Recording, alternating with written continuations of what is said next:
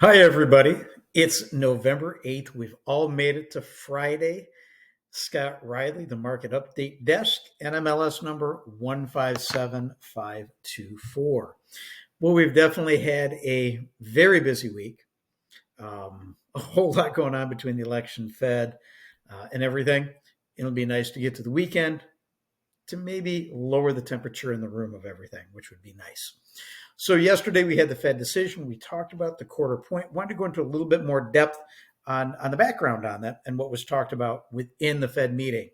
So the vote of a quarter point was actually unanimous. Now remember last meeting, which when they dropped it a half point, we did have one dissent, which was Michelle Bowman. In this meeting, everybody agreed that it should be 0.25%. Now, the statement from the Fed showed that the Fed sees job gains have slowed, as evidenced when you go into the meat and potatoes of the BLS report. They still feel the economy is growing at a solid pace, and it appears that they believe they can stick a soft landing, meaning they can avoid a recession. I think that's probably a correct assessment. Now, in Powell's press conference, the Q&A session, he did address concerns that regarding the progress of inflation and that it's stalling or slowing. He did cite the 3 and 6 month run rates of 2.32% and 2.28% respectively. He did go on to acknowledge the substantial lag in shelter inflation, which we've really been focused on talking about and try to bring to light because most of the media doesn't understand it. And that the low replacement figures in the upcoming inflation reports, now we talked about that last week, that we're going to get a little bit of headwinds the next 2 months. He said it won't derail the Fed's course because they are prepared for it. He did note that good year-over-year progress will be made in February, most likely, when they receive the January's report. That's something we talked about and that we made everybody aware of. We're going to hit some headwinds, November report, December report.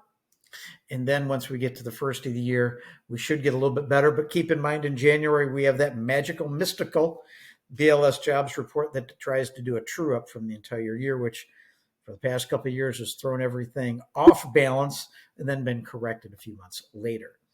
Following the Q&A, the market began to price in a 70% chance of an additional rate cut in December. We talked yesterday that I didn't think we were going to get that, but the betting market is actually favoring a December rate cut and then a pause in January. Now, there's still a lot of economic data to come out between now and then, so we'll see if there's going to be a course change or if that's going to be fairly accurate. Now, next week, we're going to get Monday's the market's going to be closed. Tuesday, we get the National Federation of Small Business report, the NIFB. And Wednesday, we get CPI and mortgage applications. Then Thursday, initial jobless claims and PPI. Now, we talked that CPI and PPI reports probably not going to be our friends, but let's see how the market reacts to it. On the technical side, mortgage bonds broke above their 200-day moving average yesterday and trading in the middle range with the 25-day moving average acting as a ceiling of support, which is a nice thing. We're starting to trend to the better for mortgage rates.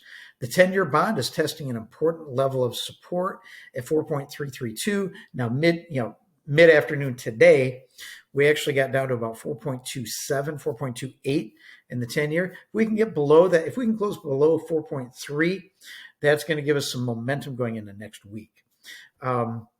If yields can break beneath the letter, that Fibonacci level of 4.33, meaning close, there's a good runway to get, maybe to the low 4.2s shortly within the 10-year bond, and that would be the 200-day moving average. So we're headed in the right direction. How far we get, how quickly we get is the big question. Now we're going into a long holiday weekend with Veterans Day on Monday. Thank you for veterans, all of you out there, and what you gave for us and what you continue to give to us. We do celebrate you that day. So this weekend, looking back at me, it is The end of the first week in November, we got sunshine. We've got decent weather out. Now's the time to go shop. We've been talking about it. Give us a call. We'll go in more depth on why that is. 616-293-2189. The Market Update Desk, your singular original news source for market information for West Michigan.